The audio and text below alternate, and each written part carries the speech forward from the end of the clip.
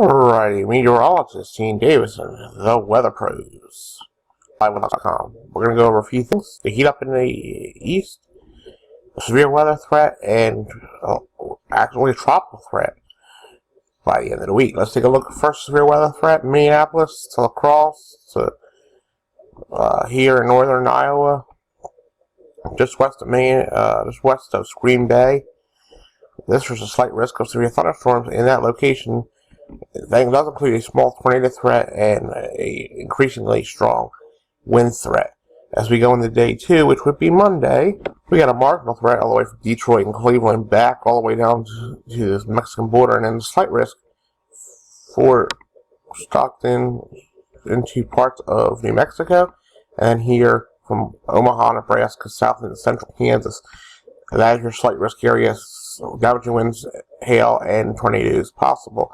As we go into Tuesday, we have generalized threat, Roanoke, Richmond, Philly, New York City, all the way back through plains. The marginal risk from Denver down to Pueblo, all the way down to the Mexican border, and we also have the Lubbock, Midland area under that slight risk. And this would be the area with the most potential for tornadoes, with damaging wind, hail also being a threat. And beyond that, we'll start seeing the potential on the East Coast. So here we go, high pressure system dominates the east, warm air in front of the front. Like I said, generalized thunderstorms, and then back here, a low with the dry line. It's going to shut off the severe weather with the warm flow here as the cold front moves through the northwest. Late Wednesday, I'll say high pressure still built over here. Back to a cold front comes through the Philadelphia area. So they'll probably be in the 60s and 70s, while the areas such as Roanoke, North Carolina, South Carolina, 80-degree weather. We got, look at this, disturbance. We talk about tropics, disturbance right here in the Bahamas as the high pressure to the north, so that's being a squeeze play right now. And severe weather very likely in the Midwest with that return flow between the next cold front.